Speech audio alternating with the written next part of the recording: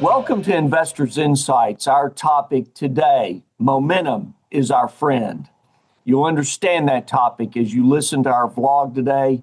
We've had an incredible meeting with my colleagues, Trey Booth, Bobby Norman, and Ty Miller.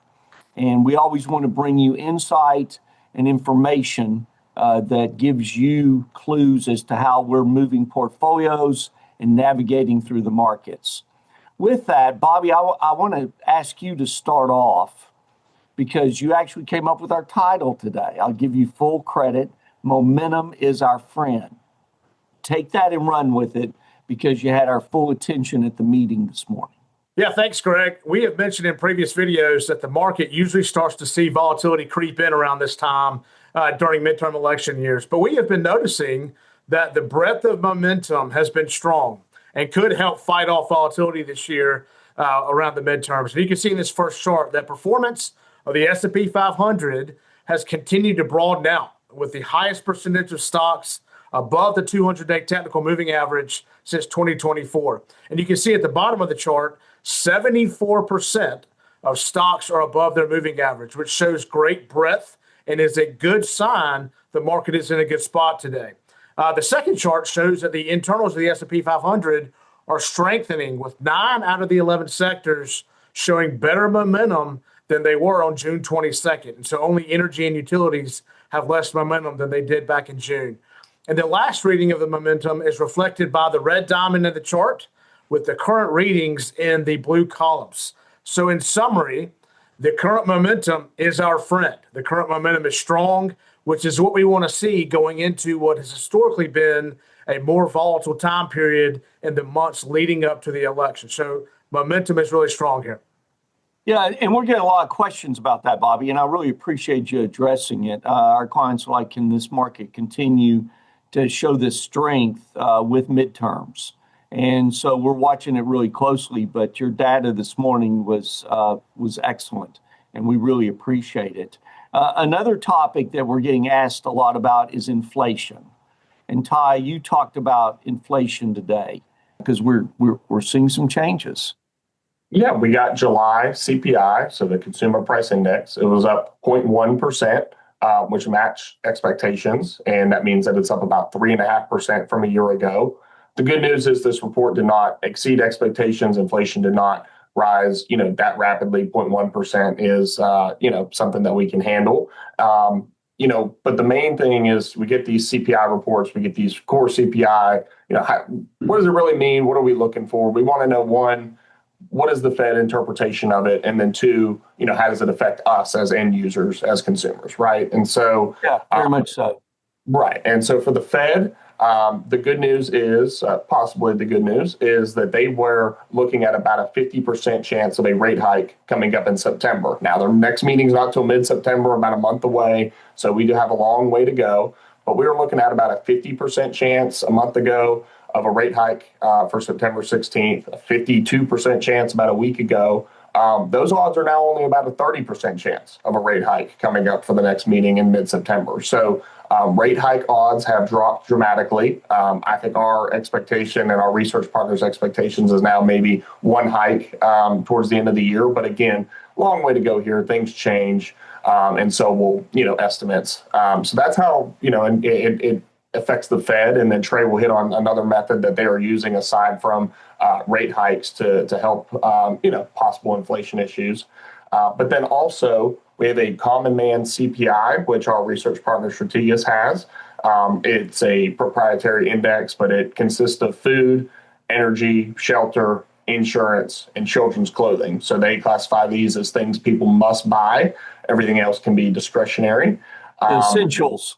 Correct, the essentials. And so that is up 3.5% year over year, which slowed versus 3.7 in June and 4.6 in May. So good news is that is coming down. But I guess the other side is as they're measuring this inflation, if you look since the middle of 2020, as you can see in this chart, their inflation measure here, this common man CPI, is up 32% since middle of 2020.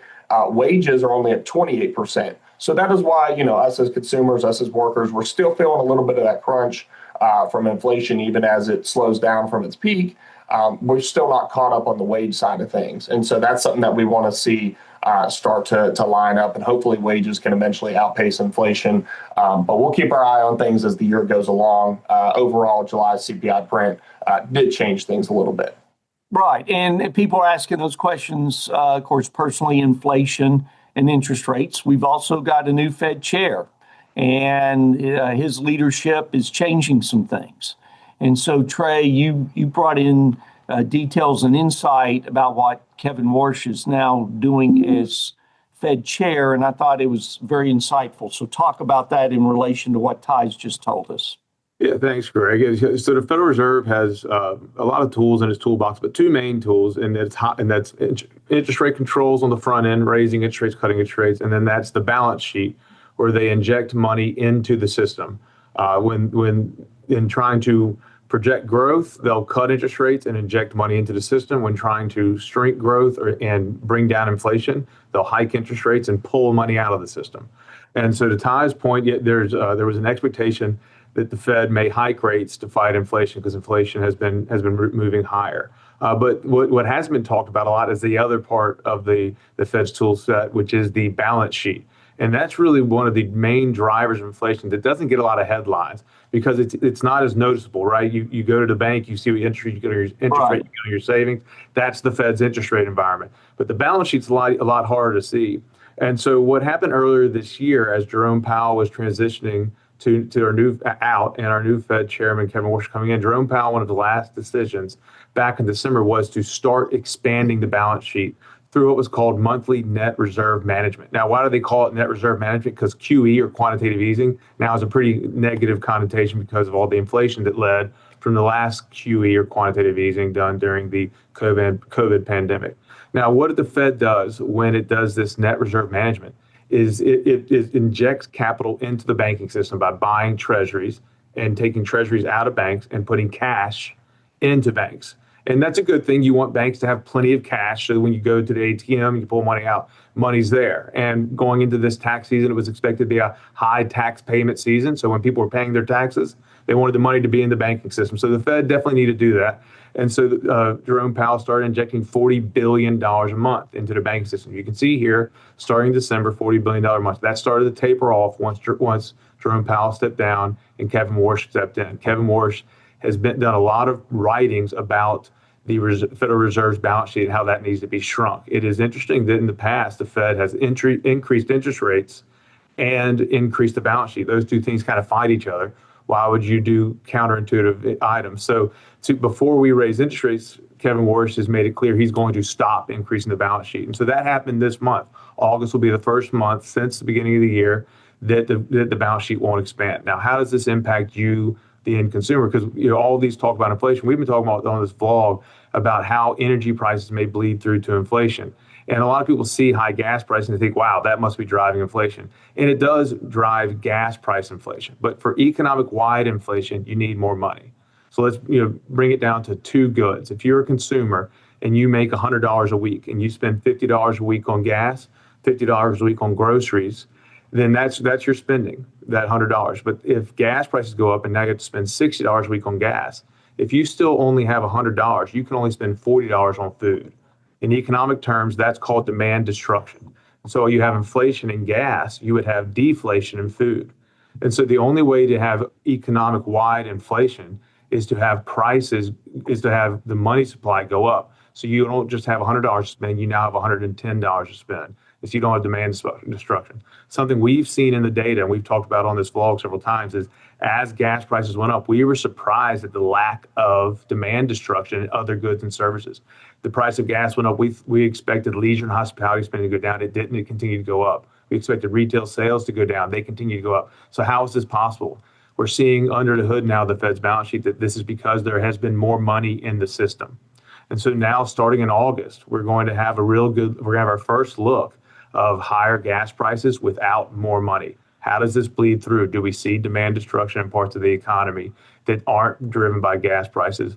That'll be very interesting to see now that we no longer have that increased money supply. That's a little wonky, but I think it's very important because that's something we're going to be watching very closely. And it'll be the first time this year we're going to be seeing that impact of higher gas prices due to the issues with Iran and no more money. So very interesting, very important to watch closely, see where that bleeds through the economy, and that will bleed directly into the stock market. I thought you did an outstanding job explaining that. That's great. And you're right. It's hard to believe that we are here on August 17th and we're almost through the month of August, and then we'll have 4 months to go in 2026. So we've got midterm elections. We've got the Fed making decisions. We're watching inflation and interest rates as we move forward. And we're going to keep you informed through all of this. And we thank you for believing in us. Thank you for all the referrals you send us.